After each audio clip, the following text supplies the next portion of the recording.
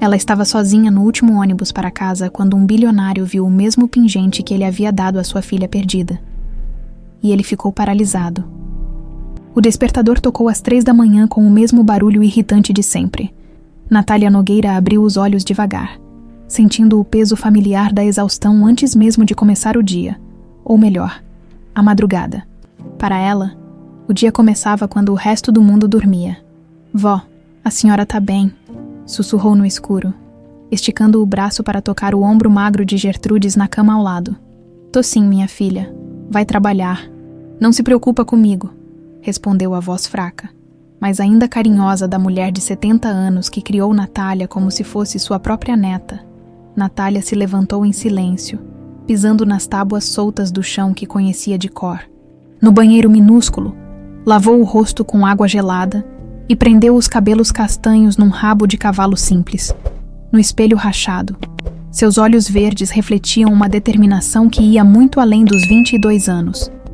A rotina era sempre a mesma: pegar o uniforme limpo pendurado atrás da porta, calçar o tênis gasto que já tinha visto dias melhores e conferir se tinha as chaves, o cartão do ônibus e o pingente. Natália levou a mão ao peito, onde a pequena borboleta dourada descansava sobre a blusa. Era seu único tesouro, a única coisa bonita que possuía naquele mundo de contas em atraso e remédios caros. Gertrude sempre dizia que tinha sido da mãe dela, que morreu quando Natália era muito pequena. Era tudo o que restava de uma vida que ela mal lembrava. Tchau, vó, deixei o remédio da pressão na mesinha, murmurou antes de sair. O ar frio da madrugada bateu no rosto dela assim que abriu a porta do barraco. A favela dormia em silêncio. Apenas algumas luzes fracas piscando aqui e ali. Natália conhecia cada viela, cada buraco no chão. Cada cachorro que latia quando alguém passava. Era ali que sempre viveu. Ali que Gertrudes a trouxe quando era pequena. Ali que aprendeu que a vida não era fácil para gente como elas. A caminhada até o ponto de ônibus levava 15 minutos. 15 minutos pensando nas contas que precisava pagar, no tratamento de câncer da avó que custava uma fortuna, nos sonhos que parecia impossível realizar. Mas Natália não era de se entregar. Desde pequena, Gertrudes ensinou que desistir não era opção. A gente pode ser pobre de dinheiro, mas rica de dignidade, sempre dizia a avó. E Natália carregava essa lição no peito, junto com o pingente de borboleta. O ônibus chegou no horário, quase vazio como sempre. O motorista, seu Joaquim, acenou com a cabeça. Já se conheciam há anos. E aí, menina? Mais uma noite de luta. Sempre, seu Joaquim. A senhora sabe como é. Natália foi para o fundo do ônibus, onde gostava de sentar. De lá, podia ver a cidade inteira passando pela janela. Os prédios enormes, as casas bonitas, o mundo que existia do outro lado da ponte. Um mundo que parecia pertencer a outras pessoas. Não a ela durante o trajeto. Acariciou o pingente como sempre fazia. Era um hábito inconsciente. Um gesto que a acalmava. A borboleta era delicada, trabalhada com detalhes que só um artesão muito habilidoso poderia fazer. Às vezes, Natália se perguntava como uma peça tão fina tinha parado nas mãos da família dela. Mas Gertrude sempre mudava de assunto quando ela perguntava. O primeiro prédio da noite ficava no centro empresarial. 20 andares de escritórios que ela limpava sozinha, das 4 às 7 da manhã. Era um trabalho pesado, mas pagava relativamente bem. E ela precisava de cada centavo. A portaria do prédio era toda de mármore e vidro. Natália cumprimentou o porteiro noturno, pegou as chaves e subiu para começar o serviço. O elevador espelhado refletia sua imagem. Uma jovem bonita, apesar do cansaço, com traços delicados que contrastavam com as mãos calejadas de tanto trabalho. No 20º andar, Natália começou como sempre, esvaziando as lixeiras, limpando as mesas, passando pano no chão. Os escritórios ainda cheiravam aos perfumes caros dos executivos que trabalhavam ali durante o dia. Era um mundo completamente diferente do dela. Um mundo onde as pessoas usavam ternos que custavam mais que seu salário de 6 meses. Enquanto limpava a mesa de vidro de uma sala de reuniões, Natália parou por um instante para olhar pela janela. Lá embaixo, a cidade dormia, mas ela podia imaginar como seria durante o dia. Carros importados, pessoas correndo com suas pastas executivas, restaurantes caros, shopping centers, Um dia ainda vou conhecer esse mundo, murmurou para si mesma, acariciando novamente o pingente, não por inveja, mas por curiosidade. Como seria viver sem se preocupar com o dinheiro do remédio? Como seria acordar sem o peso de sustentar uma família inteira nas costas? Às 7 em ponto, Natália terminou o serviço e desceu para pegar o ônibus de volta. O segundo prédio ficava em outra região, e ela tinha que atravessar a cidade inteira durante o trajeto. Aproveitou para cochilar um pouco. O cansaço pesava nas pálpebras, mas ela não podia se dar ao luxo de faltar.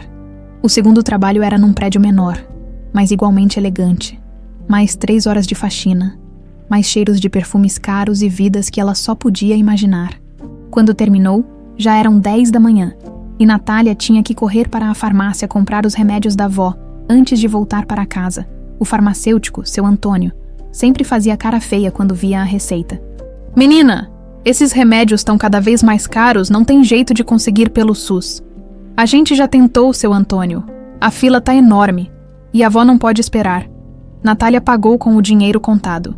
Guardou os remédios na bolsa e saiu da farmácia com o coração apertado. Mais da metade do que ganhou na noite tinha ido embora ali, mas não importava. Gertrudes era tudo o que tinha no mundo. No ônibus de volta para casa, Natália acariciou o pingente mais uma vez. A borboleta dourada brilhava fraquinho no sol da manhã, como se guardasse algum segredo. Às vezes, ela sonhava que a joia era mágica, que um dia poderia transformar sua vida como as borboletas se transformavam. Sabia que era bobagem, mas todo mundo precisa de um pouquinho de esperança para aguentar. Enquanto o ônibus balançava pelas ruas da cidade, Natália fechou os olhos e imaginou um futuro diferente. Um futuro onde Gertrudes não precisaria sofrer com a doença. Onde ela mesma poderia estudar.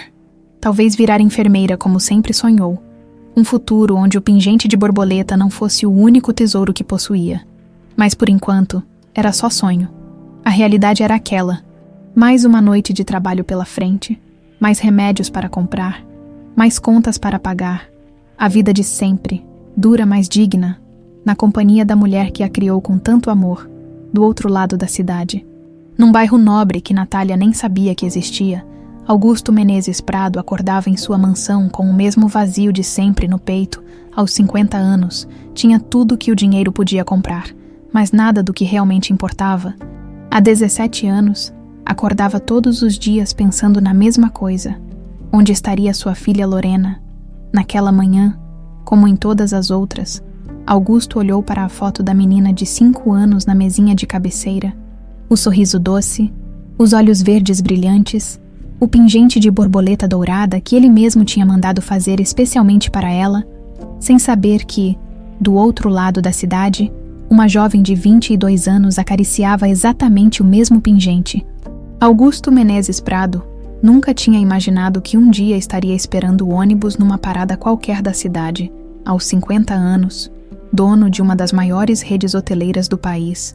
Sempre teve motorista particular, mas às 11 da noite daquela terça-feira, depois de receber a ligação desesperada da esposa de seu motorista dizendo que Carlos tinha sofrido um infarto, Augusto se viu numa situação completamente nova. "O senhor tem certeza que não quer que eu chame um táxi?" insistiu Roberto, o segurança que sempre o acompanhava. "Não precisa, Roberto. É só uma reunião rápida no centro. Vou de ônibus mesmo", respondeu Augusto. Ajeitando o terno italiano, parecia absurdo, mas tinha uma curiosidade estranha em experimentar como o resto da população se locomovia. Roberto balançou a cabeça, preocupado. "Pelo menos deixa eu ir junto." "Doutor Augusto, não é necessário. Volte para casa. Amanhã tem muito trabalho."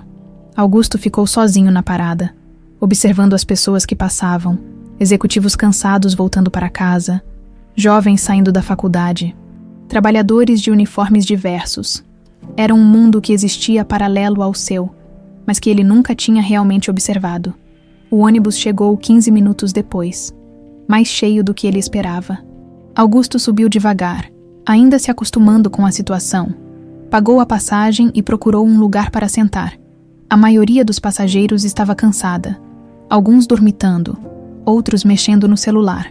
Foi quando seus olhos pousaram nela, no fundo do ônibus, uma jovem de cabelos castanhos presos num rabo de cavalo simples, Ela usava um uniforme de limpeza e parecia exausta, mas havia algo na postura dela que chamou a atenção de Augusto, uma dignidade silenciosa, uma força tranquila, que contrastava com a aparente fragilidade. Mas foi quando ela levou a mão ao peito, acariciando algo sobre a blusa, que o mundo de Augusto parou. O pingente. Uma borboleta dourada, pequena e delicada, exatamente igual a que ele havia mandado fazer 17 anos atrás. Exatamente igual a que sua filha Lorena usava no dia em que foi sequestrada. Augusto sentiu as pernas bambas. O coração disparou de tal forma que ele teve que se segurar no banco da frente para não cair. Não podia ser. Era impossível. Quantas joias parecidas poderiam existir? Mas aquela não era apenas parecida. Era idêntica. Augusto se lembrou perfeitamente do dia em que encomendou o pingente. Lorena tinha apenas 5 anos e era apaixonada por borboletas. Ele procurou o melhor joalheiro da cidade. Explicou exatamente como queria. Uma borboleta em ouro, 18 quilates, com detalhes únicos nas asas. Uma peça exclusiva que não existia igual em lugar nenhum do mundo. Quero que seja única como minha filha, tinha dito ao artesão. E agora estava ali, no pescoço de uma desconhecida, brilhando fraquinho sob a luz amarelada do ônibus. Augusto tentou controlar a respiração. Podia ser coincidência, podia ser uma imitação, podia ser... Mas ele sabia que não era. Durante os 17 anos de busca, Augusto havia seguido milhares de pistas falsas. Tinha contratado os melhores detetives do país, oferecido recompensas enormes, investigado cada possível pista. Nada. Lorena tinha simplesmente desaparecido, como se a terra tivesse se aberto e engolido sua menina. Agora, num ônibus comum, numa noite qualquer, o destino colocava na sua frente a única coisa que poderia indicar onde estava sua filha. A jovem continuava acariciando o pingente, um gesto inconsciente que Augusto observou hipnotizado. Era exatamente o mesmo jeito que Lorena fazia quando era pequena, sempre que ficava nervosa ou pensativa. Levava a mãozinha ao pingente e o acariciava gentilmente. Augusto se levantou devagar, tentando chegar mais perto sem chamar atenção. Precisava ver melhor. Precisava ter certeza. Mas quando conseguiu se aproximar alguns bancos, o ônibus parou e a jovem se levantou para descer. Não, espera, murmurou Augusto. Mas ela já estava na porta. Ele a seguiu, descendo na mesma parada. A jovem caminhou rapidamente pelas ruas mal iluminadas. Claramente conhecendo bem o caminho, Augusto manteve distância, o coração batendo descompassado. As ruas foram ficando mais estreitas, as casas mais simples. Logo ele percebeu que estavam entrando numa favela, uma região que ele jamais tinha visitado, um mundo completamente diferente do seu universo de hotéis, 5 estrelas e reuniões de negócios. A jovem parou na frente de um barraco pequeno, de tábuas desalinhadas e telhado de zinco. Augusto se escondeu atrás de um poste, observando enquanto ela abria a porta e entrava. Uma luz fraca se acendeu lá dentro, e ele conseguiu ouvir vozes baixas. Como foi o trabalho, minha filha? Era a voz de uma mulher mais velha. Tranquilo, vó. Trouxe o remédio que a senhora pediu. Você trabalha demais, Natália. Uma moça da sua idade devia estar namorando, se divertindo. A senhora sabe que eu não me importo. O importante é cuidar da senhora. Augusto gravou cada palavra. Natália. A jovem se chamava Natália e morava com a avó naquele lugar. Ele ficou ali parado por quase 1 hora, tentando processar tudo. Como era possível que sua filha, herdeira de uma fortuna de bilhões, estivesse vivendo numa favela, como tinha parado nas mãos daquela família? E mais importante, seria mesmo sua Lorena. Quando as luzes do barraco se apagaram, Augusto finalmente saiu dali. Precisava pensar. Precisava agir com inteligência. 17 anos de esperança e desespero tinham ensinado a não se precipitar. No táxi de volta para casa, Augusto ligou para seu assistente pessoal. Márcio, preciso que você contrate os melhores investigadores privados da cidade. Discretamente, quero que comecem a trabalhar amanhã mesmo. Algum problema, Dr. Augusto? Talvez não. Talvez seja a solução de todos os problemas. Em casa, Augusto subiu direto para o escritório. Nas paredes, dezenas de fotos de Lorena criança. Na mesa, relatórios de investigação acumulados ao longo dos anos. Tudo documentado, tudo arquivado, todos os possíveis caminhos explorados. Ele abriu o cofre e retirou uma pequena caixa de veludo azul.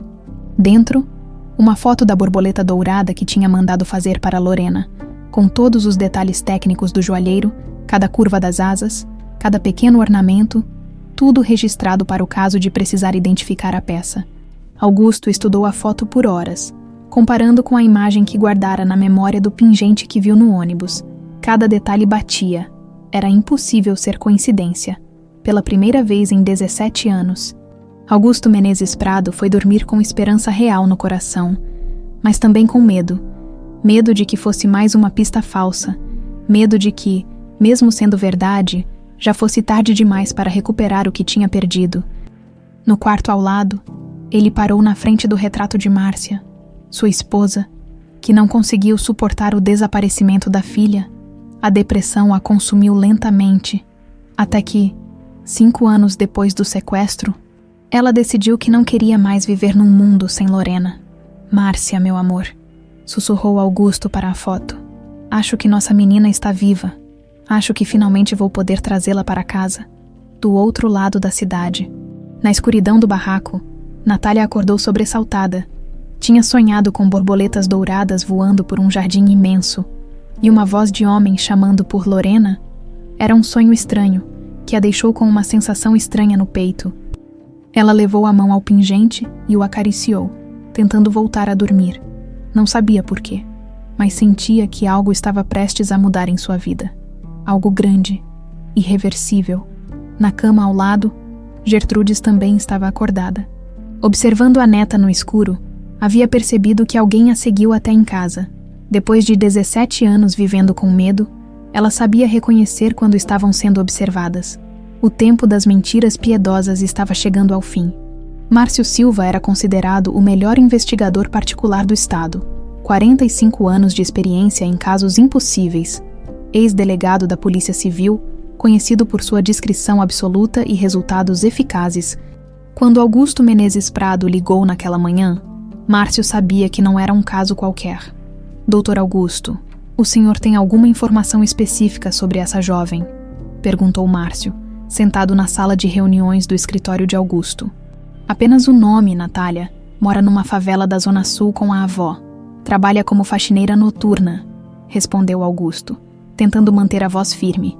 E ela usa um pingente que pode ser importante. Márcio acenou com a cabeça. Não fazia perguntas desnecessárias. Nos 30 anos trabalhando para famílias ricas, aprendeu que cada cliente tinha seus segredos, e sua função era encontrar respostas, não questionar motivações. Vou começar pelos registros hospitalares da região. Se essa moça foi adotada informalmente, como o senhor suspeita, pode haver algum registro médico do período, explicou Márcio, fazendo anotações. Comece por 17 anos atrás. Procure qualquer criança entre 4 e 6 anos que tenha dado entrada nos hospitais da região, especialmente casos de trauma, desnutrição ou abandono. Augusto entregou a Márcio uma pasta com todas as informações do sequestro de Lorena. Relatórios policiais, depoimentos, fotos da época. Era uma documentação completa de uma tragédia que destruiu uma família. A polícia vasculhou todos os hospitais da cidade na época, continuou Augusto. Mas talvez tenham procurado nos lugares errados, talvez. Doutor Augusto, interrompeu Márcio gentilmente. O senhor já passou por isso muitas vezes. Vamos com calma. Investigar tudo metodicamente. Se há uma conexão real, vamos encontrar. 2 horas depois, Márcio estava no Hospital Municipal da Zona Sul, conversando com Dona Carmen, a arquivista que trabalhava lá há mais de 20 anos, se alguém se lembrava de casos antigos. Seria ela, 17 anos atrás? Carmen franziu a testa pensando, nossa, é muito tempo, mas lembro sim de uma menina. Como é que era mesmo? Ela levou Márcio até o arquivo morto, um labirinto de pastas empoeiradas organizadas por ano. Após 1 hora procurando, Carmen puxou uma pasta amarelada. Aqui, maio de 2008, Natália, sem sobrenome conhecido, aproximadamente 5 anos, foi encontrada por uma catadora de papel, desnutrida e em estado de choque. Ficou internada 3 dias. Márcio sentiu o coração acelerar. As datas batiam perfeitamente com o sequestro de Lorena Menezes Prado. A menina estava acompanhada por uma senhora, deixa eu ver. Gertrudes Nogueira se registrou como avó da criança, mas Carmen baixou a voz. Entre nós, achei estranho na época. A menina não falava nada, parecia traumatizada e tinha algumas marcas no pulso, como se tivesse ficado amarrada. Vocês comunicaram à polícia? Claro que sim, mas a senhora Gertrudes apresentou documentos certinhos. Disse que a menina tinha se perdido na favela, que ela era mesmo a avó. Os documentos pareciam legítimos. Márcio pediu cópias de todos os registros. Enquanto esperava, ligou para Augusto. Doutor, encontrei algo. A cronologia bate exatamente. Uma menina de 5 anos, com sinais de trauma, internada 3 dias depois do sequestro da sua filha. Do outro lado da linha, Augusto fechou os olhos. 17 anos imaginando onde sua filha estaria, se estava viva, se estava sofrendo. E agora descobria que ela estava a poucos quilômetros de distância, vivendo numa realidade que ele jamais imaginou. Continue investigando, Márcio. Quero saber tudo sobre essa Gertrudes Nogueira. Enquanto isso, na favela, Gertrudes varria o quintal pequeno na frente do barraco com movimentos mecânicos. Estava nervosa desde a noite anterior, quando percebeu que alguém havia seguido Natália até em casa. Depois de 17 anos vivendo com paranoia, ela sabia quando algo estava errado. Vó, a senhora tá bem. Parece preocupada, perguntou Natália, que tinha acordado mais cedo e estava preparando o café da manhã. Tô sim, minha filha. É só cansaço. Mas Gertrudes não conseguia parar de pensar. Tinha notado também um homem de terno no ônibus na noite anterior, completamente fora do lugar naquele horário e linha, e agora tinha a sensação de estar sendo observada. Ela entrou em casa e trancou a porta. Algo que raramente fazia durante o dia, Natália a observou, confusa. Vó, que foi? A senhora tá me assustando. Natália, vem cá, senta aqui do lado da vó. As duas se sentaram na pequena mesa da cozinha. Gertrude segurou as mãos da neta, notando como estavam calejadas de tanto trabalho. Essa menina merecia muito mais do que a vida que conseguiu oferecer. Minha filha, se um dia alguém vier aqui fazer perguntas sobre você, sobre sua infância, não fala nada sem a vó estar presente, tá bom? Que tipo de perguntas, vó? A senhora tá me deixando nervosa. É só precaução, minha menina. Promete. Natália prometeu, mas ficou intrigada. Gertrudes estava claramente escondendo algo, e isso não era normal. A avó sempre foi uma pessoa direta, honesta. Vê-la assim, nervosa e evasiva, era preocupante. Naquela tarde, Márcio estava no cartório de registro civil. Conversando com o funcionário responsável pelos arquivos antigos, o documento de nascimento foi emitido 3 meses depois da internação, explicou o homem, mostrando a certidão. Registrado como filha de pais desconhecidos. Criada pela avó Gertrudes Nogueira. Havia alguma documentação anterior, certidão de nascimento original? Não, senhor. Segundo os registros, foi o primeiro documento da menina, bastante comum em casos de crianças abandonadas ou de famílias muito pobres.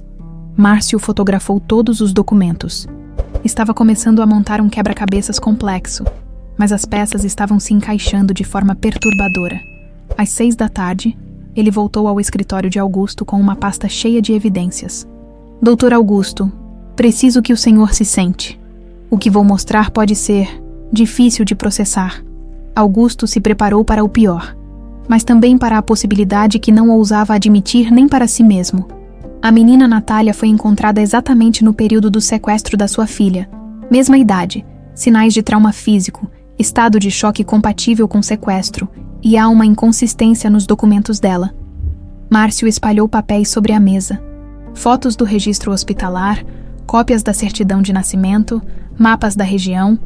O mais importante, a região onde ela foi encontrada fica a apenas 15 quilômetros do local onde os sequestradores foram vistos pela última vez com Lorena. Augusto estudou cada documento como se sua vida dependesse disso. E de certa forma dependia.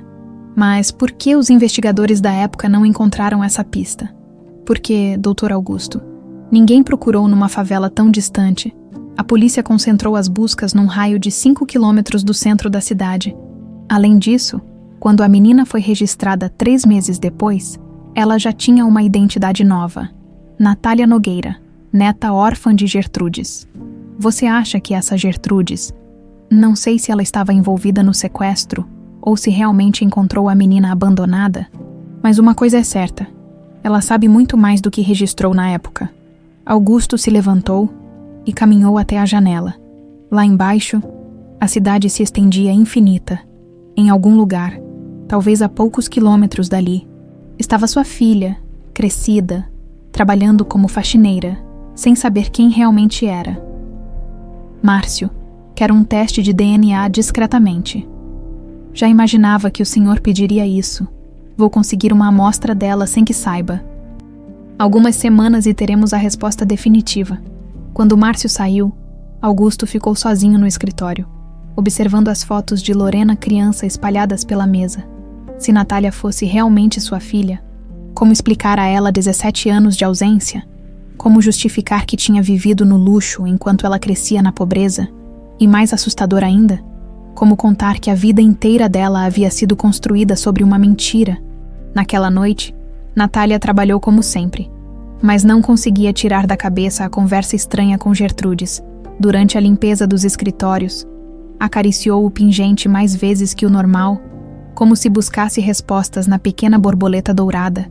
Não sabia que, a poucos metros de distância, um investigador particular recolhia discretamente fios de cabelo que ela havia deixado numa lixeira, preparando-se para revelar um segredo que mudaria tudo para sempre.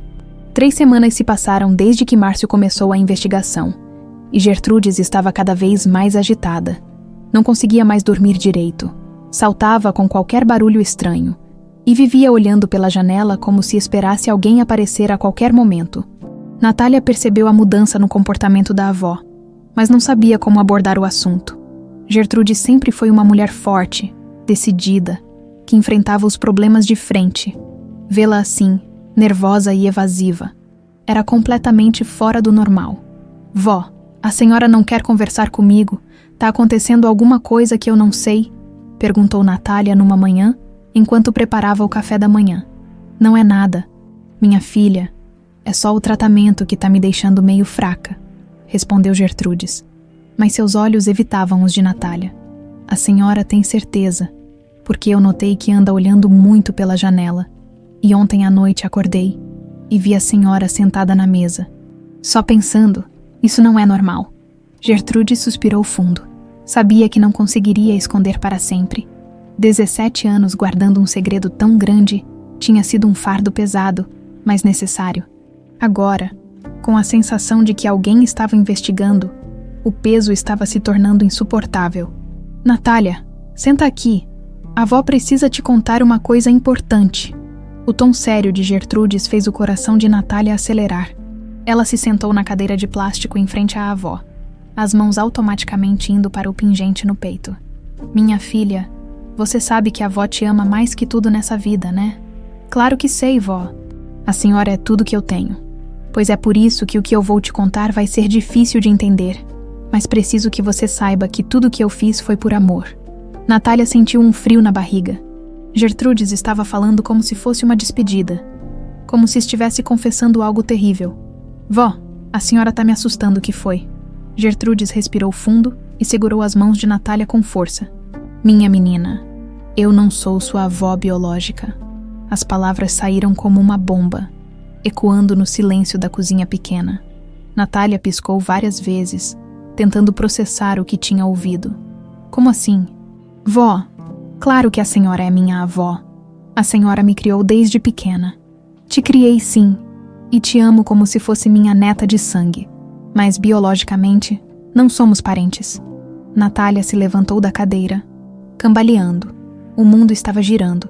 Nada fazia sentido. Isso não pode ser verdade. A senhora tá doente, tá confundindo as coisas. Não tô confundindo nada, minha filha. Senta aqui, deixa a avó te contar toda a história. Mas Natália não conseguia sentar. Estava andando de um lado para o outro na cozinha pequena, passando as mãos pelos cabelos. Se a senhora não é minha avó, então quem é? Onde estão meus pais? Por que a senhora mentiu para mim a vida inteira? Por favor, senta e escuta. Te prometo que vou explicar tudo. Natália finalmente se sentou, mas estava visivelmente abalada. Gertrudes começou a contar, com a voz embargada pela emoção. Foi em maio de 2008. Eu estava catando material reciclável numa área abandonada perto da rodovia. Quando ouvi um choro, era uma criancinha. Não devia ter mais que 5 anos. Sozinha, suja, magra demais, claramente assustada. Gertrudes parou para limpar as lágrimas que começaram a escorrer. Você não falava nada. Só chorava. Tinha marcas no pulso, como se tivesse ficado amarrada. Estava com uma roupinha cara, mas toda suja e rasgada, e tinha esse pingente no pescoço. Natália levou automaticamente a mão ao pingente, acariciando-o como sempre fazia quando estava nervosa. Eu te levei para casa, te dei banho, comida. Você dormiu 3 dias seguidos. Só acordava para comer e voltava a dormir, quando finalmente começou a falar algumas palavras. Não lembrava de nada, nem do seu nome, nem de onde tinha vindo. Mas, e meus pais, a senhora procurou. Claro que procurei, minha filha. Fui na polícia, nos hospitais, perguntei para todo mundo na região, mas ninguém sabia de nada, e o pior. Gertrudes hesitou, como se fosse difícil continuar. O pior o quê, vó? Alguns dias depois de ter te encontrado, uns homens apareceram na região perguntando sobre uma menina. Homens mal encarados, que claramente não eram policiais, quando descreveram você, eu soube que eram as pessoas que tinham te machucado. Natália sentiu o sangue gelar. Que tipo de homens? O tipo que a gente não quer encontrar na vida. Minha filha, eu percebi na hora que você tinha fugido de alguma coisa muito ruim e que essas pessoas ainda estavam te procurando. Gertrude se levantou e foi até um baú velho no canto da sala de dentro. Tirou uma pasta amarelada com documentos antigos. Foi por isso que eu decidi te registrar como minha neta. Consegui documentos. Não vou entrar em detalhes de como, mas consegui. Te registrei como Natália Nogueira, filha de pais desconhecidos, criada pela avó. A senhora falsificou minha identidade. A voz de Natália saiu quase sussurrada. Eu te salvei, minha filha. Se não tivesse feito isso, aqueles homens teriam te encontrado. E pelo jeito que você estava quando te achei, eles não queriam te tratar bem. Natália estava em choque total. Toda a sua vida, toda a sua identidade, era uma mentira. Ela não era quem pensava que era. Então, qual é meu nome verdadeiro? Quem são meus pais de verdade? Isso eu não sei, minha menina. Você era muito pequena. Não lembrava de nada. A única coisa que tinha era esse pingente, que claramente era muito especial para você. Não deixava ninguém tirar. Natália olhou para o pingente com outros olhos. Não era apenas uma herança da mãe que morreu, como sempre acreditou. Era a única conexão com uma vida que ela não conseguia lembrar. Por que a senhora está me contando isso agora, depois de 17 anos? Gertrudes voltou a se sentar, parecendo ter envelhecido 10 anos em alguns minutos. Porque eu acho que alguém está procurando você. Tem uns dias que sinto que estamos sendo observadas. E você está ficando adulta? Tem direito de saber a verdade. Alguém me procurando. Quem? Não sei. Pode ser a sua família verdadeira. Pode ser outras pessoas. Mas seja quem for, você precisa estar preparada. Natália se levantou novamente, dessa vez caminhando até a janela. Lá fora, a favela seguia sua rotina normal. Crianças brincando, adultos indo e vindo, a vida simples que sempre conheceu. Mas agora tudo parecia diferente, como se ela estivesse olhando através de um vidro. Vó, eu não sei se consigo processar tudo isso. Eu sei que é muito, minha filha, mas quero que você saiba que estes 17 anos com você foram os melhores da minha vida. Pode não ser sua avó de sangue, mas te amo como se fosse. Natália se virou para Gertrudes, os olhos marejados. A senhora é sim minha avó. Pode não ser de sangue, mas é de coração.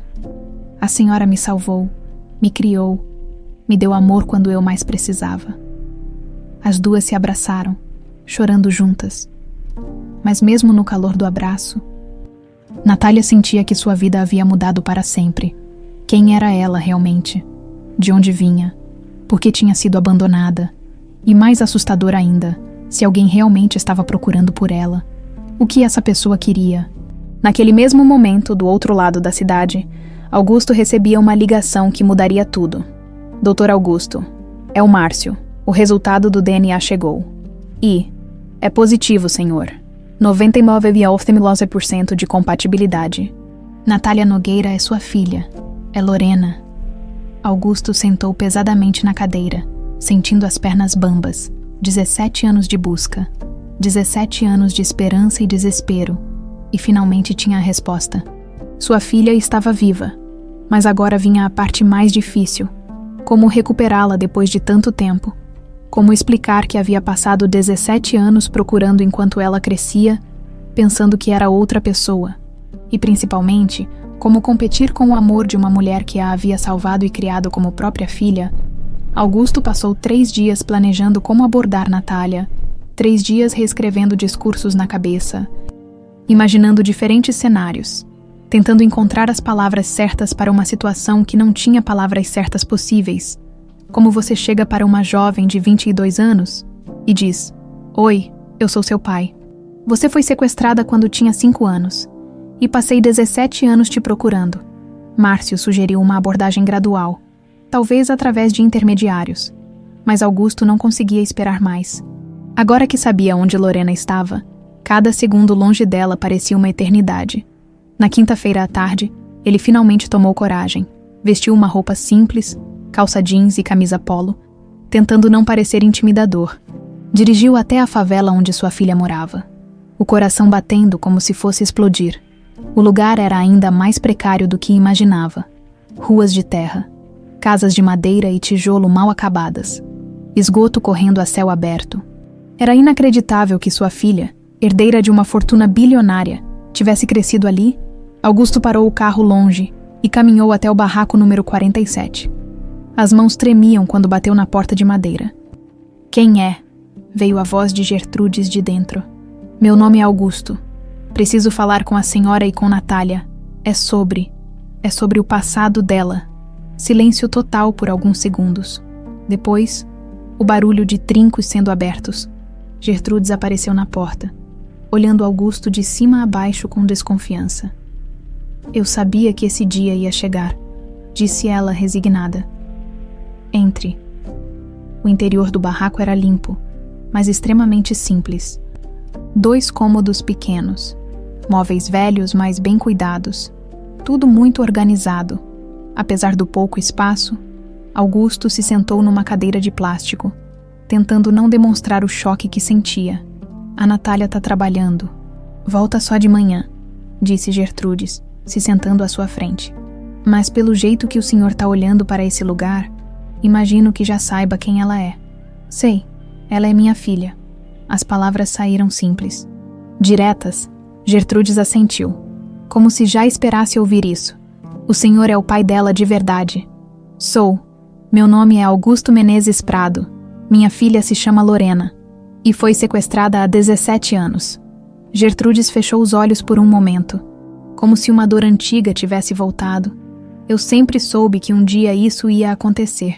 Sempre soube que a família dela ia aparecer. A senhora sabia quem ela era. Não sabia o nome, nem onde morava a família, mas era óbvio que ela vinha de uma família rica. As roupas que vestia, o jeito educado, esse pingente. Não era uma criança de rua." Augusto se inclinou para a frente ansioso. "Por que a senhora não procurou? Por que não entregou ela para a polícia?" "Porque quando a encontrei, ela estava traumatizada, senhor. Magra, machucada, com marcas de corda no pulso. E uns dias depois apareceram uns homens muito perigosos procurando por ela." Gertrudes contou toda a história novamente. Cada detalhe de como encontrou Natália, como a protegeu, como decidiu criar a nova identidade. "Eu não sabia se esses homens eram da família ou os que tinham feito mal para ela. Mas pelo jeito que ela estava, preferi não arriscar. A senhora salvou minha filha", disse Augusto, a voz embargada. "Se não fosse pela senhora, ela me salvou também, senhor. Eu era uma mulher sozinha, sem família. Criar a Natália deu sentido para minha vida." As 2 horas seguintes passaram com Augusto ouvindo histórias sobre os 17 anos de vida de sua filha. Como Natália era dedicada aos estudos até ter que parar para trabalhar, como cuidava de Gertrudes com carinho, como era determinada e forte apesar de todas as dificuldades, ela é uma menina especial. Senhor, trabalhadora, honesta, nunca reclamou da vida que temos. Sempre disse que um dia as coisas iam melhorar. Quando Natália chegou de manhã, encontrou um homem desconhecido sentado na mesa da cozinha conversando com Gertrudes. Estranhamente, a avó parecia mais calma do que nos últimos dias. Vó, quem é ele? Augusto se levantou devagar, sentindo as pernas trêmulas. Era um momento que imaginara milhares de vezes. Sua filha estava ali, na sua frente, crescida, bonita, viva. Natália, este é o Augusto. Ele é. Gertrudes hesitou. Ele é seu pai biológico. Natália parou como se tivesse levado um tiro. Olhou para Augusto, depois para Gertrudes, depois para Augusto novamente. Meu pai verdadeiro. Oi, Lorena. Você não imagina quanto tempo eu esperei por este momento, disse Augusto, se aproximando com os olhos cheios de lágrimas. Meu nome é Natália, e o senhor não é meu pai. A frieza na voz dela pegou Augusto de surpresa. Minha filha, eu sei que é difícil de acreditar, mas... Não me chama de minha filha, explodiu Natália. Meu pai verdadeiro tá morto, e minha mãe também. Quem me criou foi minha avó, que tá aqui do meu lado há 17 anos. Natália, por favor, deixa eu explicar. Explicar o quê? Onde o senhor estava quando eu era criança e ficava doente? Onde o senhor estava quando eu tinha que trabalhar desde os 14 anos para comprar remédio para minha avó? Onde o senhor estava quando eu chorava com fome? Cada palavra de Natália era como uma facada no peito de Augusto. Eu estava te procurando. Nunca parei de te procurar. Gastei toda a minha fortuna contratando investigadores. Ofereci recompensas enormes. Revirei o país inteiro atrás de você, procurando nos lugares errados. Pelo visto, gritou Natália, porque eu sempre estive aqui, nesta cidade, vivendo na pobreza enquanto o senhor vivia no luxo. Minha filha, você não entende. Entendo perfeitamente. O senhor é um homem rico que perdeu uma filha e agora quer recuperá-la como se fosse um objeto. Mas eu não sou sua propriedade. Augusto tentou se aproximar, mas Natália recuou. Por favor, Lorena. Meu nome é Natália, ela gritou, os olhos ardendo de raiva. Lorena morreu no dia que foi sequestrada. Quem tá aqui é Natália Nogueira, filha de coração de Gertrudes Nogueira. Augusto sentiu as pernas bambas, sentou-se pesadamente na cadeira, percebendo que tinha imaginado tudo errado. Pensou que ela ficaria feliz, que correria para seus braços, que finalmente seriam uma família de novo. Natália, por favor, só me escuta. Escutar o quê? Suas desculpas, suas justificativas. O senhor quer que eu sinta pena porque ficou 17 anos procurando. E eu, que fiquei 17 anos vivendo sem pai nem mãe, sem saber quem eu era. Sua mãe morreu de tristeza quando você foi sequestrada, disse Augusto, a voz quase sussurrando. Márcia não conseguiu viver sabendo que tinha perdido você. Se matou 5 anos depois. O silêncio que se seguiu foi devastador. Natália olhou para Augusto, como se o visse pela primeira vez. Então não é só o senhor que eu perdi. É minha mãe também. Por causa de criminosos que o senhor provavelmente fez inimigos. Como pode dizer isso? Porque gente como o senhor não vive no mundo real. Vive numa bolha de luxo, fazendo negócios sujos, pisando em quem precisa pisar. E quando as consequências chegam, quem se ferra são os inocentes. Você não sabe do que está falando. Sei perfeitamente. Enquanto o senhor chorava numa mansão, eu cresci aqui, nesta favela, vendo gente boa sofrer todos os dias. Aprendi que família não é sangue, é quem fica do seu lado nas horas difíceis. Natália se virou para Gertrudes, que assistia à discussão em silêncio, com o coração partido. Vó, eu quero que esse homem saia da nossa casa, agora. Natália, tentou Gertrudes. Não, vó. Ele pode ser meu pai biológico, mas o senhor nunca vai ser meu pai de verdade. Pai de verdade não abandona a filha. Eu não abandonei você, gritou Augusto, perdendo o controle. Você foi arrancada dos meus braços. E por que não me encontrou mais cedo? Por que demorou 17 anos? A pergunta ficou no ar. Ecoando no silêncio tenso, Augusto não tinha resposta. Pelo menos, não uma resposta que satisfizesse a dor de uma jovem que cresceu se sentindo abandonada. Natália, por favor. Ele tentou mais uma vez. Sai da minha casa, agora. Augusto olhou para Gertrudes, implorando ajuda com os olhos. Mas a mulher apenas balançou a cabeça tristemente. É melhor o senhor ir. Ela precisa de tempo. Augusto se levantou. Derrotado na porta, se virou uma última vez. Natália, eu te amo. Nunca parei de te amar. E vou estar aqui quando você quiser me escutar. Não segura a respiração esperando. Foi a resposta fria dela. Quando Augusto saiu, Natália desabou no chão, chorando.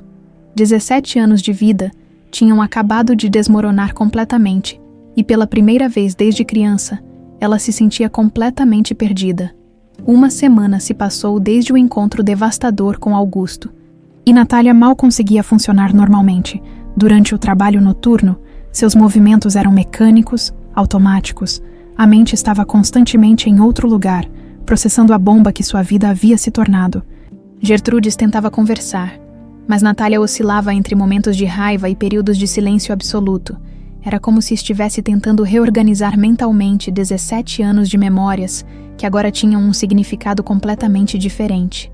Minha filha, você precisa sair um pouco de casa.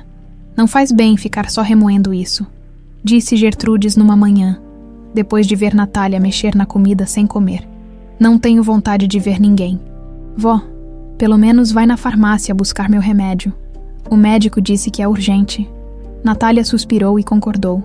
Talvez uma caminhada a ajudasse a limpar a cabeça, na farmácia, enquanto esperava na fila. Ouviu uma conversa entre duas mulheres sobre uma fundação que ajudava famílias de pessoas desaparecidas. Uma delas mencionou que o advogado responsável era muito competente e acolhedor. Ele mesmo perdeu a irmã quando era criança. Por isso dedica a vida a reunir famílias, dizia uma das mulheres. Natália se interessou pela conversa, mas não teve coragem de perguntar mais detalhes. Pegou os remédios e voltou para casa pensativa. 2 dias depois, numa manhã de sexta-feira, decidiu procurar informações sobre essa fundação. Talvez conversando com pessoas que passaram por situações similares, conseguisse entender melhor o que estava sentindo. A Fundação Esperança funcionava num prédio simples no centro da cidade. Natália ficou um tempo na calçada, juntando coragem para entrar. Quando finalmente empurrou a porta, foi recebida por uma recepcionista sorridente. Posso ajudá-la? Eu ouvi dizer que vocês ajudam famílias de pessoas desaparecidas. Queria saber como funciona. Claro, o Dr. Fábio pode conversar com a senhora. Ele é o advogado responsável pela fundação. Natália foi conduzida a uma sala pequena, mas acolhedora.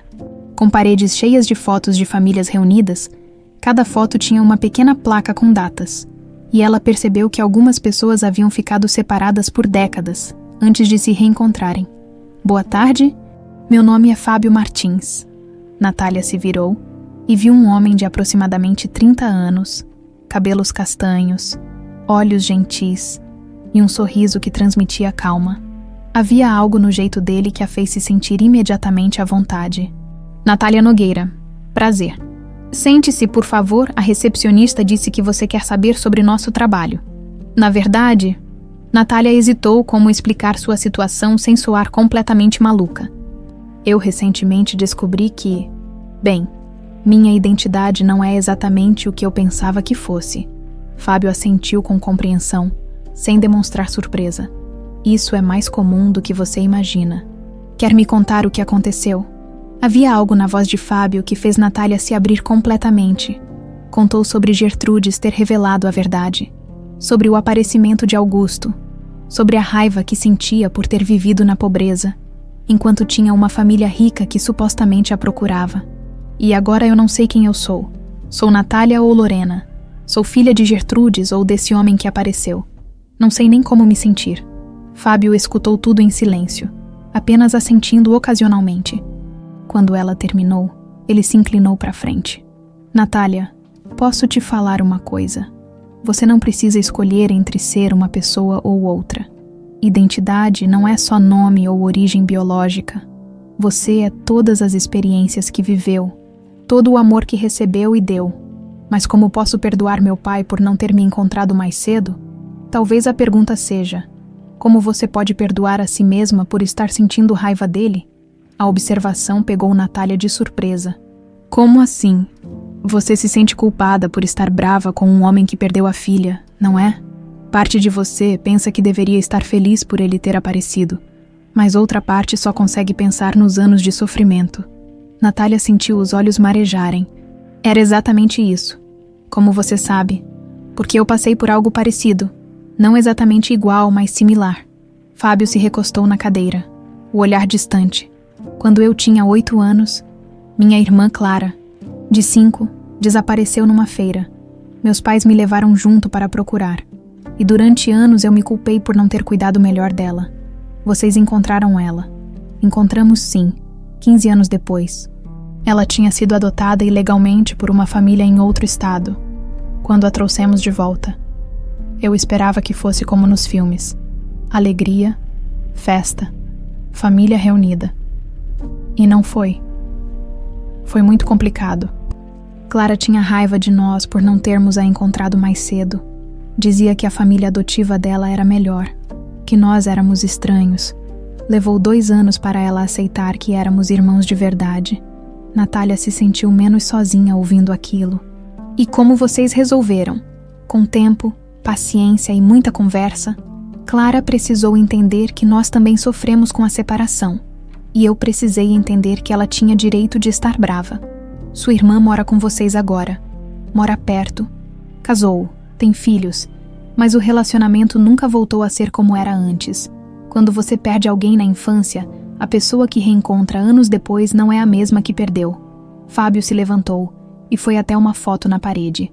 Era dele com uma mulher loira e 2 crianças pequenas. Mas aprendemos a construir um relacionamento novo, baseado em quem somos hoje, não em quem éramos no passado. É por isso que você trabalha aqui. Cada família que ajudo a se reunir é uma forma de honrar o tempo que perdi com Clara e de ajudar outras pessoas a não passarem pelo que passamos. Natália ficou em silêncio por alguns minutos, absorvendo tudo que ouviu. Fábio, posso te fazer uma pergunta pessoal? Claro. Você odeia as pessoas que levaram sua irmã. Odiei durante muito tempo, mas percebi que o ódio só me fazia mal.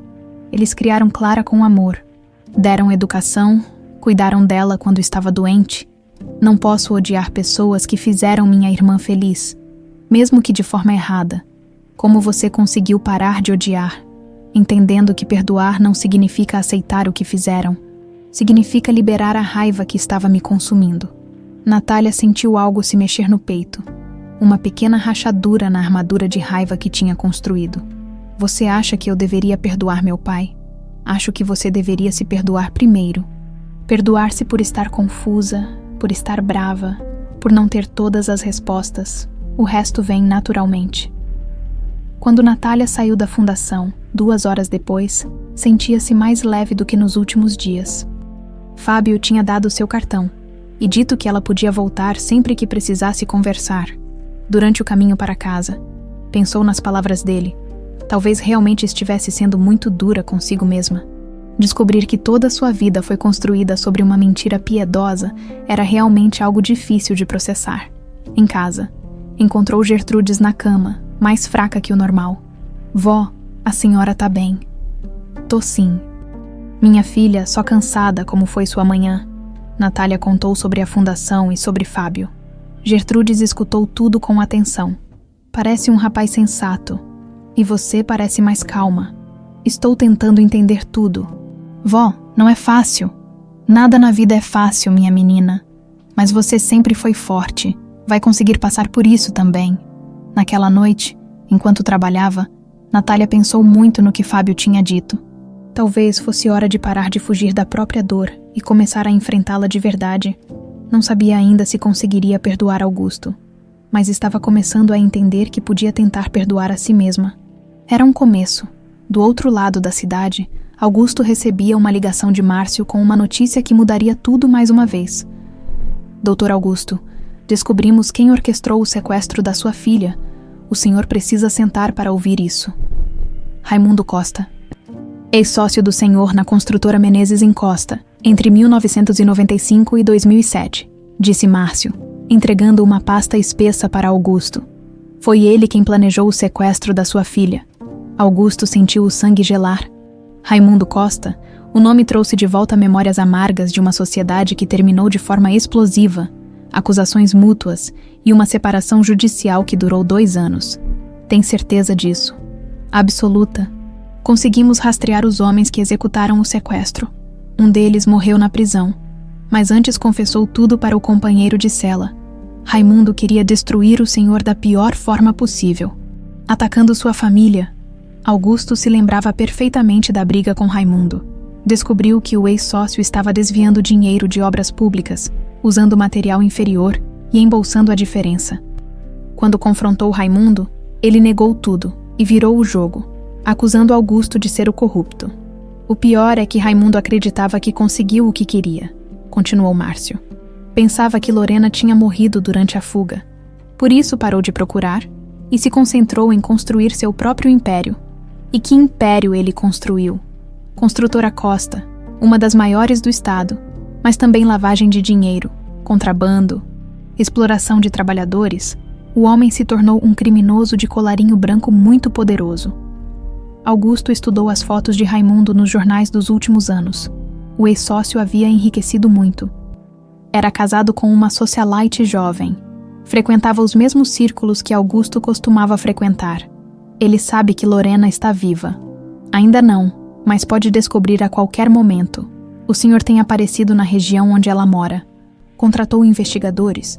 Se ele estiver de olho no senhor, e pelos inimigos que tem, provavelmente está. Pode ligar os pontos. A realidade da situação atingiu Augusto como um soco no estômago, ao tentar se reaproximar da filha. Pode ter colocado ela em perigo novamente. Márcio, quero proteção para Natália e Gertrudes. 24 horas por dia, mas discreta. Elas não podem saber. Já providenciei, doutor. Mas tem uma coisa que o senhor precisa considerar. Talvez seja a hora de contar a verdade para sua filha. Se ela souber do perigo, pode se proteger melhor. Augusto balançou a cabeça. Ela mal consegue olhar para mim se eu aparecer falando que um criminoso perigoso pode estar atrás dela. Ela pode não ter escolha. Senhor. Enquanto isso, Natália começava a 2ª semana de visitas à fundação. O que tinha começado como uma busca por respostas estava se transformando em algo diferente. Fábio se mostrava cada vez mais presente. Não apenas como conselheiro, mas como alguém que realmente se importava com ela. Como foi a semana? Perguntou ele, quando Natália chegou para mais uma conversa. Confusa, mas menos raivosa, acho. Isso é progresso. E como está sua avó? Mais fraca. O tratamento está sendo pesado. E eu acho que todo esse estresse não está fazendo bem para ela. Fábio notou a preocupação genuína na voz de Natália. Era uma das coisas que mais admirava nela. Apesar de toda a confusão emocional que estava vivendo, nunca deixava de se preocupar com Gertrudes. Natália, posso te fazer uma pergunta direta? Claro. Você tem pensado em dar uma chance para seu pai biológico? Não digo perdoar imediatamente, mas talvez ouvir o lado dele da história. Natália suspirou. Era a pergunta que evitava responder, até para si mesma. Eu tenho pensado, mas ainda sinto muita raiva. E não sei se consigo controlar essa raiva se ele aparecer na minha frente de novo. Que tal se não fosse na sua casa? Um local neutro, com alguém mediando a conversa. Você faria isso. Se você quiser, sim. Às vezes, um terceiro ajuda a manter a conversa civilizada. Natália pensou na proposta. Talvez fosse realmente uma boa ideia. Em casa, com Gertrudes ouvindo tudo, ela se sentia obrigada a defender a mulher que a criou, num local neutro.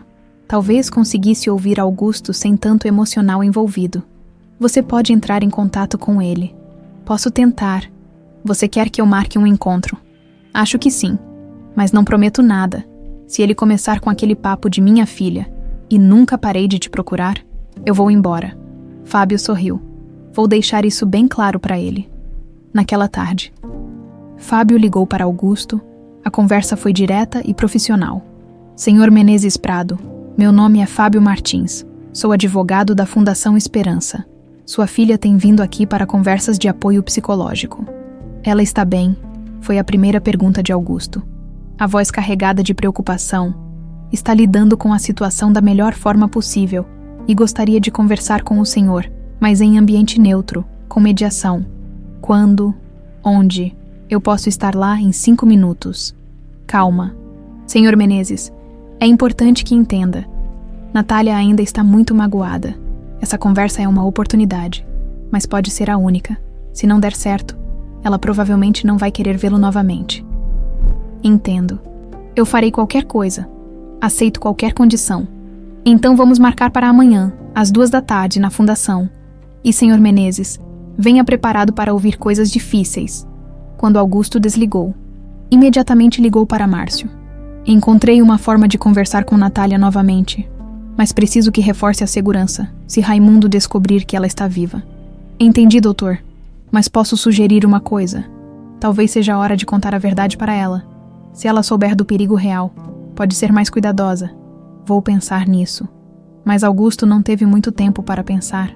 Naquela mesma noite, um dos seguranças que Márcio tinha colocado para vigiar a casa de Natália ligou com uma notícia perturbadora. Doutor Augusto, tem movimento estranho na região.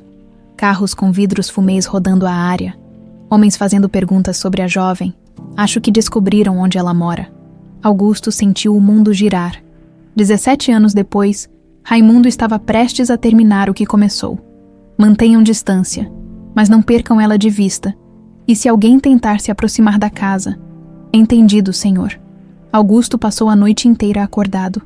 Caminhando de um lado para o outro no escritório, tinha que tomar uma decisão.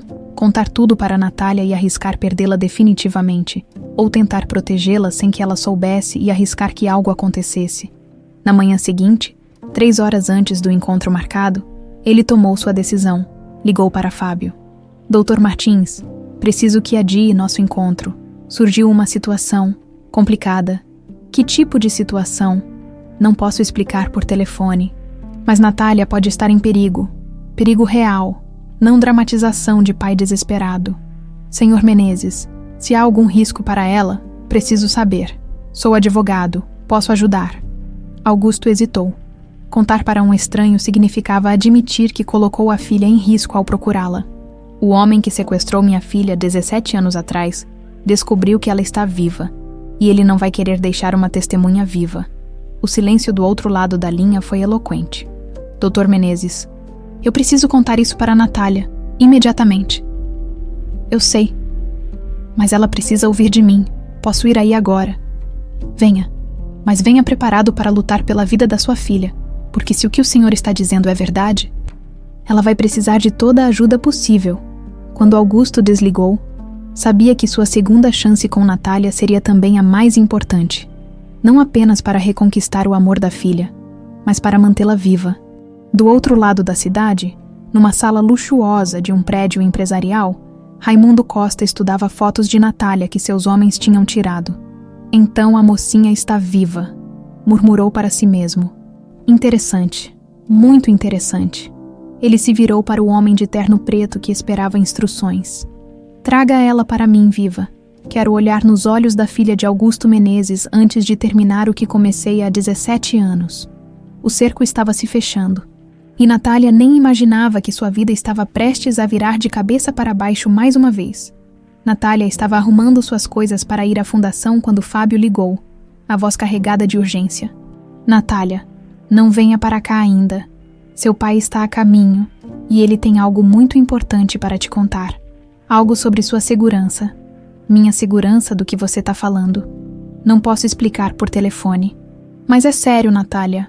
Muito sério. Fica em casa até eu ligar de novo. Natália desligou, confusa e preocupada. Olhou para Gertrudes, que estava sentada na cama, mais pálida que o normal. Vó, tá acontecendo alguma coisa estranha. O Fábio disse para eu não sair de casa.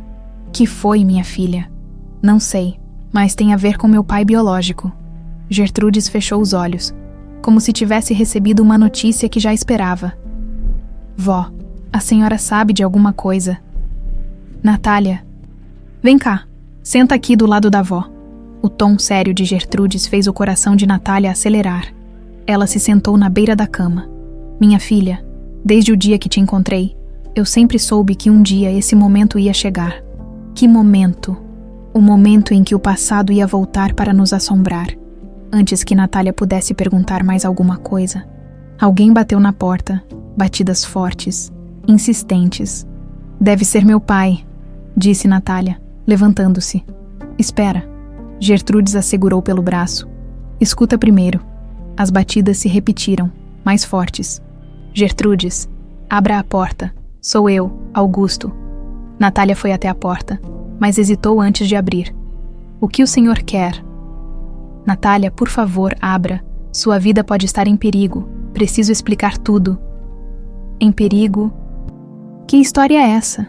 Por favor, minha filha. Eu sei que você não confia em mim, mas desta vez é diferente. É questão de vida ou morte. Natália olhou para Gertrudes, que assentiu gravemente. Ela abriu a porta e encontrou Augusto, acompanhado de Fábio e um homem que não conhecia. Este é Márcio, meu investigador particular, explicou Augusto rapidamente, entrando sem esperar convite. Natália, preciso que você escute tudo o que vou falar sem interromper. Depois você pode me odiar ainda mais. Mas primeiro escuta. Fala logo, disse Natália cruzando os braços. O homem que mandou te sequestrar 17 anos atrás descobriu que você está viva, e ele está vindo atrás de você. O silêncio na sala foi total por alguns segundos. Como assim? Raimundo Costa, meu ex-sócio, ele orquestrou seu sequestro como vingança contra mim. Pensava que você tinha morrido durante a fuga, por isso parou de procurar, mas agora sabe que você sobreviveu. Natália sentiu as pernas ficarem bambas. Se sentou pesadamente na cadeira. Por que ele faria isso? Porque eu descobri que ele estava roubando dinheiro da nossa empresa, usando material inferior em obras públicas. Quando o confrontei, ele jurou que ia me destruir da pior forma possível. E decidiu destruir atacando uma criança inocente, disse Fábio, a voz carregada de indignação. Exato. Raimundo queria me fazer sofrer. E conseguiu. Sua mãe não conseguiu viver com a culpa e o desespero. Se matou 5 anos depois do seu desaparecimento. Natália olhou para Gertrudes, que estava ouvindo tudo em silêncio, o rosto cada vez mais pálido. Vó, a senhora sabia disso. Eu sempre soube que os homens que estavam te procurando eram perigosos, mas não sabia quem eram nem por que queriam te fazer mal. Márcio se aproximou, mostrando fotos no celular. Natália, estes homens foram vistos na região ontem à noite. Estão fazendo perguntas sobre você, sobre seus horários, sobre sua rotina. As fotos mostravam homens de terno, claramente fora do ambiente da favela, conversando com moradores locais. Meu Deus, sussurrou Natália. Por isso você precisa sair daqui, agora, disse Augusto. Tenho uma casa segura, com proteção adequada. Vocês duas ficarão lá até resolvermos essa situação. E como vamos resolver? Perguntou Natália. Entregando Raimundo para a polícia, temos evidências suficientes para prendê-lo por sequestro, mas ele é poderoso. Vai demorar. Quanto tempo? Não sabemos. Pode ser semanas. Pode ser meses. Natália olhou ao redor do barraco que sempre foi sua casa. Pobre, simples, mas seu. A ideia de abandonar tudo e se esconder na casa de um homem que mal conhecia era aterrorizante. E se eu não quiser ir, então você vai morrer, disse Márcio sem rodeios.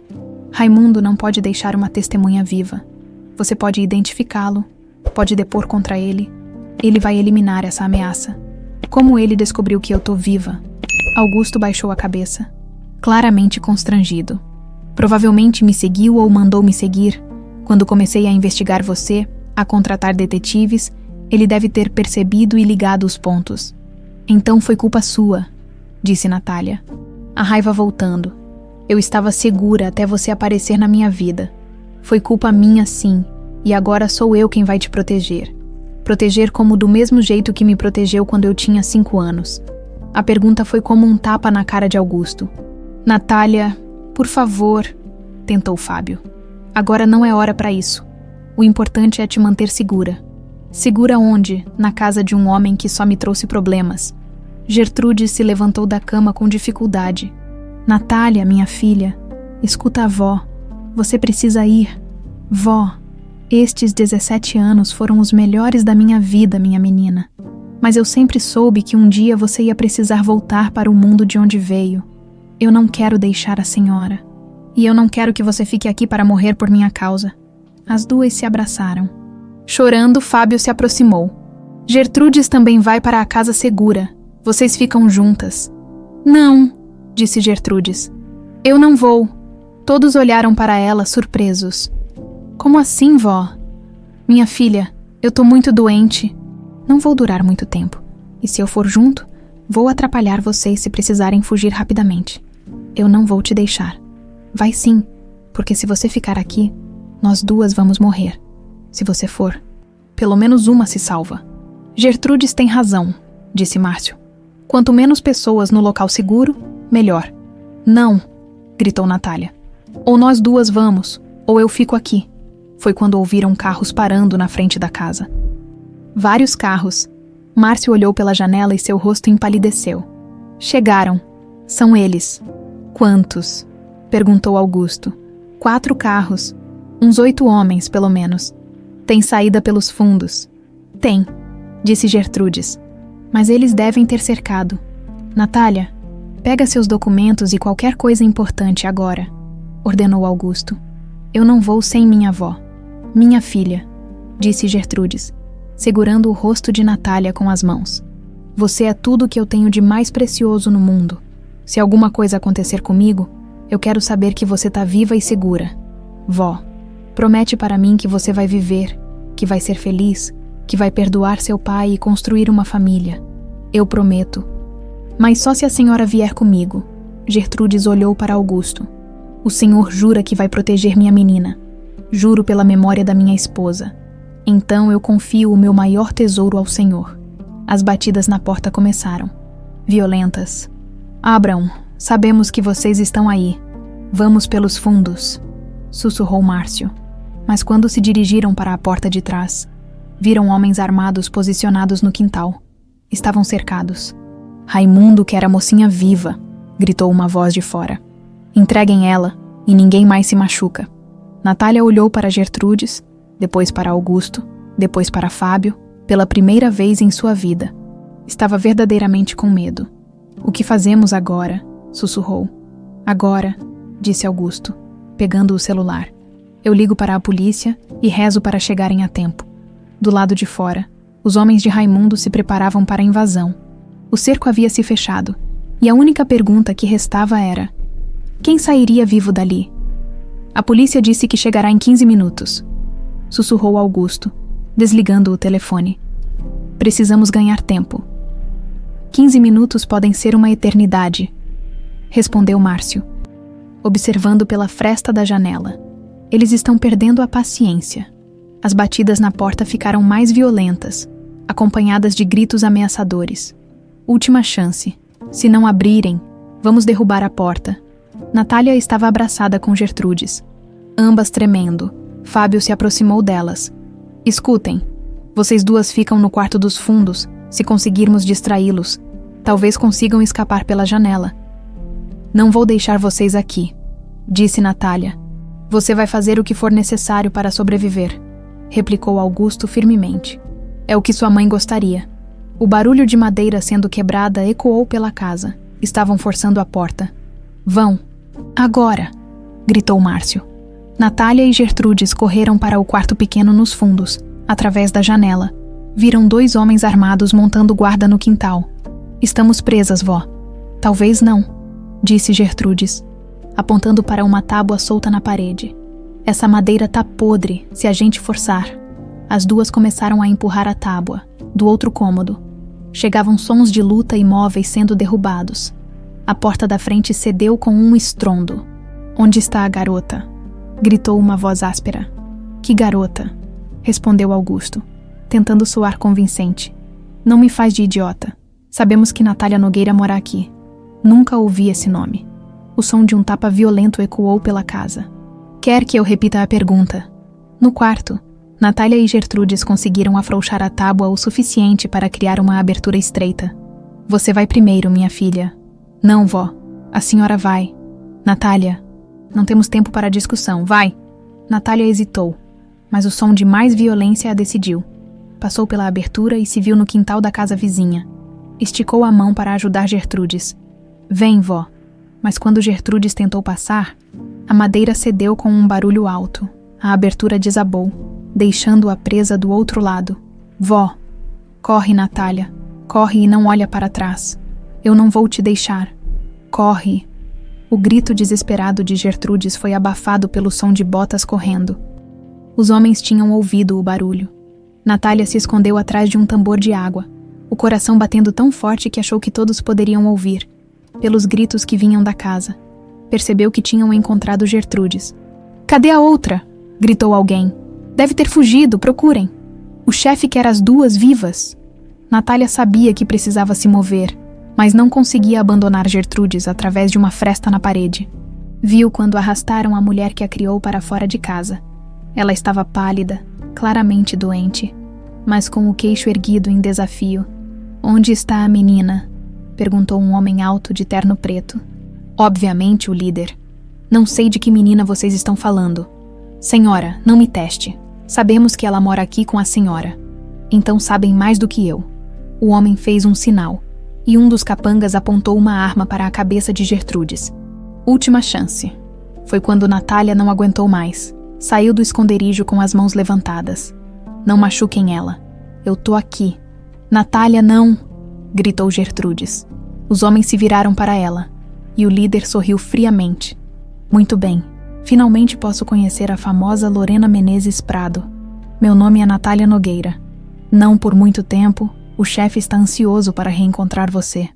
Deixem minha avó em paz. Vocês querem a mim, não a ela. Infelizmente, minha jovem, sua avó sabe demais. Não podemos deixar testemunhas. Nesse momento, sirenes de polícia começaram a soar na distância. Merda, murmurou o líder. Mudança de planos. Levamos as duas. Espera, gritou Natália. Se vocês me levarem, eu vou cooperar, mas deixem ela aqui. Ela tá doente, não consegue nem andar direito. Não confio em você. Então levem ela como garantia. Mas não machuquem. Enquanto ela estiver viva, eu faço o que vocês quiserem. O homem pensou por alguns segundos, as sirenes ficando mais próximas.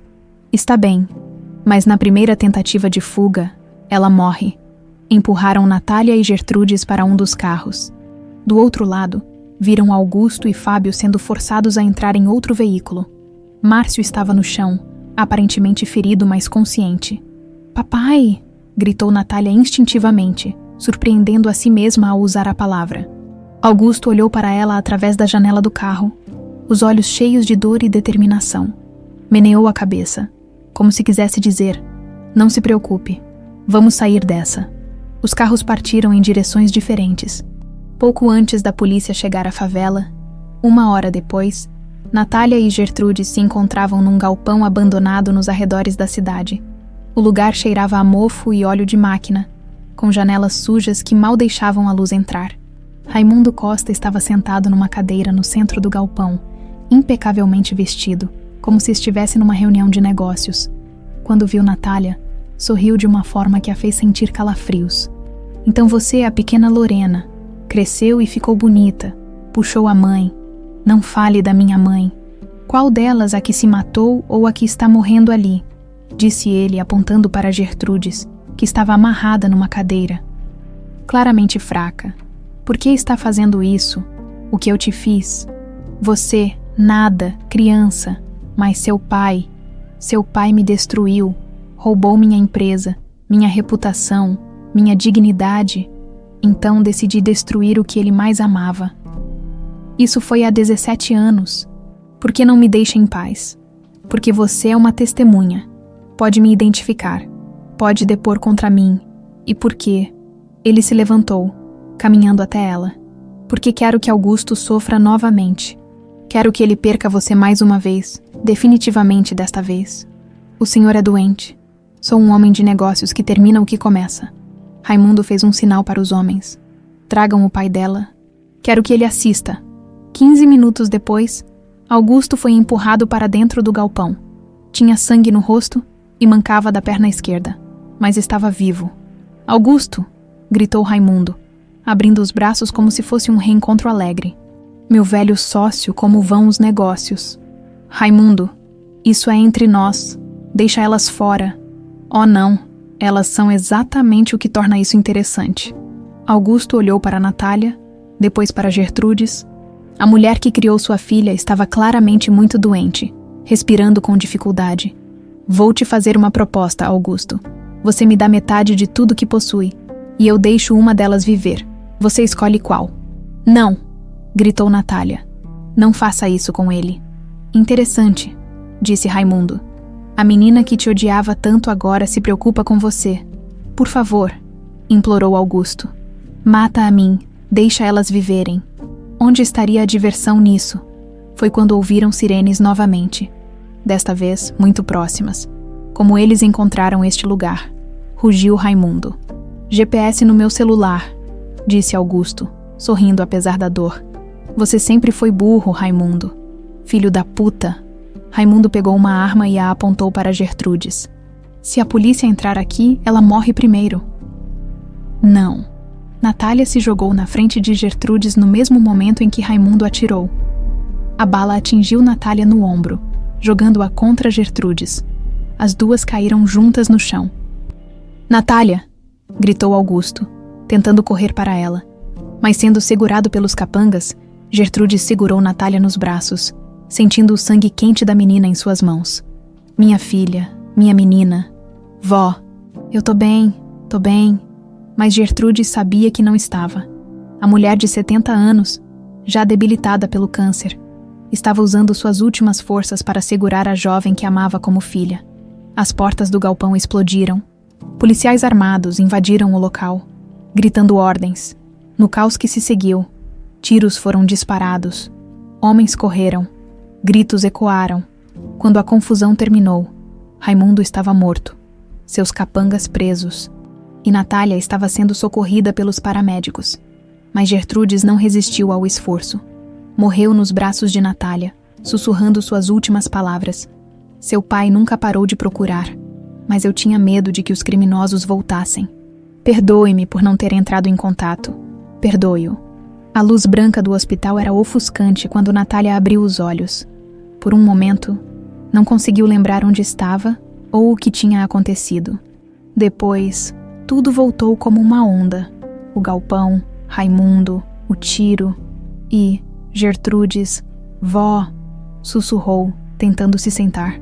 Calma, minha filha, calma. Natália se virou e viu Augusto sentado numa cadeira ao lado da cama.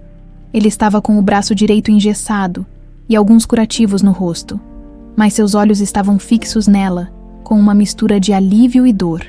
Onde está minha avó? O silêncio de Augusto foi mais eloquente que qualquer palavra. Não. Natália sentiu as lágrimas começarem a escorrer. Não, ela não pode ter. Ela morreu te protegendo, disse Augusto suavemente. Morreu sabendo que você estava segura. Natália desabou em choro. 17 anos com Gertrudes. 17 anos de amor incondicional. Cuidado, sacrifício. E agora ela se foi, levando consigo os últimos pedaços da vida que Natália conhecia. Eu matei ela. Soluçou. Se eu não tivesse saído de casa, se eu não tivesse conhecido você... Não. Augusto se levantou da cadeira e se aproximou da cama. A culpa não é sua. A culpa é minha. Eu trouxe esse perigo para vocês. Ela morreu por minha causa. Ela morreu por amor. O mesmo amor que a fez te salvar quando você era criança, que a fez mentir para te proteger, que a fez criar você como filha. Gertrudes viveu por amor e morreu por amor. Natália olhou para Augusto através das lágrimas. Pela primeira vez, conseguiu ver além da raiva. Viu um homem que também havia perdido tudo, que também havia sofrido, que também havia lutado contra a culpa e a dor. Papai, sussurrou, a palavra saindo naturalmente. Eu sinto muito por ter sido tão dura com você. Augusto sentiu as próprias lágrimas escorrerem. Sentou-se na beirada da cama e segurou a mão de Natália. Você tinha razão de estar brava. Eu deveria ter te encontrado mais cedo. Deveria ter procurado melhor. Não, você não entende, Gertrudes me disse, antes de morrer. Ela disse que você nunca parou de procurar e que ela teve medo de entrar em contato porque achava que os criminosos iam voltar. Ela te protegeu do jeito que sabia. E eu gastei 17 anos procurando nos lugares errados. Mas você nunca desistiu. Como eu podia desistir de você? Pai e filha se abraçaram pela primeira vez em 17 anos. Um abraço que carregava toda a dor, toda a saudade, todo o amor que tinha sido interrompido por uma tragédia, mas que nunca havia realmente morrido. Sua mãe estaria tão feliz? Sussurrou Augusto. Márcia sonhava com este momento todos os dias. Fala dela para mim. Quero saber como ela era. Augusto passou a hora seguinte contando histórias de Márcia, como eles se conheceram, como ela ficou radiante quando soube que estava grávida, como era dedicada e carinhosa, como planejava o futuro de Lorena com tanto amor. Ela queria que você fosse tudo o que quisesse ser. Dizia que nossa filha podia mudar o mundo se quisesse. E vocês eram felizes. Éramos, até o dia em que Augusto parou. A dor ainda presente depois de tanto tempo. Não precisa contar se for difícil. Não, você tem direito de saber. No dia do sequestro, eu estava numa reunião importante. Márcia te levou ao parque como sempre fazia às terças-feiras. Foi lá que eles te pegaram. E minha mãe. Ela lutou. Os bandidos a deixaram inconsciente. Mas ela lutou como uma leoa para te proteger. Quando acordou no hospital e soube que você tinha desaparecido. Ela nunca mais foi a mesma. Natália absorveu cada palavra, construindo mentalmente a imagem da mãe que perdeu tão cedo. Papai, posso te perguntar uma coisa? Qualquer coisa. Você me perdoa por ter rejeitado você? Por ter dito coisas horríveis? Minha filha, você não tem nada para ser perdoada. Você reagiu como qualquer pessoa reagiria. E mesmo assim, no final, me chamou de pai quando pensou que eu estava em perigo. É que mesmo com toda a raiva, alguma coisa no fundo do meu coração sabia que você era meu pai de verdade. Fábio entrou no quarto nesse momento, carregando flores e um sorriso aliviado. Como está nossa paciente? Melhor, respondeu Natália, limpando as lágrimas. Muito melhor. Trouxe notícias boas. A polícia confirmou que toda a rede de Raimundo foi desmantelada. Você está segura agora. E você? Perguntou Natália. Como está? Levei apenas uns arranhões. Seu pai é que apanhou mais. Fábio me ajudou muito durante este tempo, disse Natália para Augusto. Ele me ensinou a entender minha própria dor. Sou grato por isso, respondeu Augusto, estendendo a mão para Fábio. Obrigado por cuidar da minha filha quando eu não pude. Foi um prazer. Ela é uma pessoa muito especial. Natália notou o jeito carinhoso como Fábio olhava para ela e sentiu algo se mexer no peito. Algo que havia começado nas conversas na fundação e que estava se transformando em algo mais profundo. Papai, disse ela, quero que você saiba que vou precisar de tempo para me acostumar com tudo isso. Com você, com minha nova identidade, com essa vida que eu nem sabia que existia. Todo o tempo que você precisar, não tenho pressa. Já esperei 17 anos. Posso esperar mais um pouco. Mas quero tentar. Quero conhecer minha família de verdade. Quero saber de onde eu venho. E quero que você me ensine sobre minha mãe. Vou te ensinar tudo. E vou tentar ser o pai que você merece. 6 meses depois, Natália estava num vestido azul claro, inaugurando oficialmente a Fundação Lorena Márcia, dedicada a ajudar famílias de pessoas desaparecidas. O evento acontecia no salão principal de um dos hotéis de Augusto, decorado com centenas de borboletas douradas. Esta fundação, disse Natália ao microfone, existe para que nenhuma família passe pelos 17 anos de dor que meu pai passou, ou pelos 17 anos de medo que minha mãe adotiva viveu, na primeira fila. Augusto ouvia com orgulho. Natália havia escolhido trabalhar com Fábio na fundação, combinando os recursos financeiros da família Menezes com a experiência dele em reunir famílias, ao lado de Augusto. Numa cadeira de honra, estava uma foto de Gertrudes. Natália havia insistido que a mulher que a salvou e criou fosse homenageada em todas as atividades da fundação. Gertrudes Nogueira me ensinou que família não é apenas sangue. É amor, dedicação, sacrifício. Ela me ensinou que às vezes o maior ato de amor é deixar alguém ir. Depois da cerimônia, Natália se encontrou com Fábio nos jardins do hotel. Então, como está se sentindo? Perguntou ele. Completa, pela primeira vez na vida. E sobre nós, sobre o que está acontecendo entre a gente. Natália sorriu, se aproximando dele. Acho que Gertrudes aprovaria. Ela sempre disse que eu merecia ser amada. E você merece mesmo. Eles se beijaram suavemente, enquanto borboletas reais voavam ao redor dos jardins, como se a natureza estivesse celebrando junto com eles. 1 ano depois, numa manhã ensolarada de dezembro, Natália ajustava o vestido de noiva que havia pertencido à sua mãe Márcia. No espelho, o pingente de borboleta dourada brilhava sobre o tecido delicado. "Está pronta?", perguntou Augusto, entrando no quarto preparado especialmente para ela. "Mais do que pronta. Sua mãe estaria tão orgulhosa de ver você assim." "As duas estariam", corrigiu Natália, tocando a foto de Gertrudes que levaria consigo até o altar. Augusto ofereceu o braço, e juntos caminharam até a capela do hotel. Todos os funcionários da fundação estavam presentes, assim como as famílias que eles haviam ajudado a reunir durante o ano. Fábio esperava no altar, emocionado, enquanto o pianista tocava uma versão suave de Ave Maria. Quando Natália apareceu, o pingente de borboleta captou um raio de sol que entrava pela vitral, fazendo-o brilhar como uma pequena estrela. "Sua mãe estaria tão orgulhosa", sussurrou Augusto quando chegaram ao altar, antes de colocar a mão de Natália na de Fábio. Durante a cerimônia, Natália olhou para as pessoas que amava. Augusto, que havia se transformado no pai amoroso que ela sempre quis ter. Fábio, que lhe ensinou que era possível amar e ser amada completamente. Os amigos da fundação, que se tornaram sua nova família escolhida. E no fundo do coração, sentiu a presença de 2 mulheres que a amaram incondicionalmente. Márcia, que lhe deu a vida, e Gertrudes, que lhe deu o amor. Quando trocaram os votos, o pingente de borboleta brilhou novamente. E Natália soube que estava exatamente onde pertencia.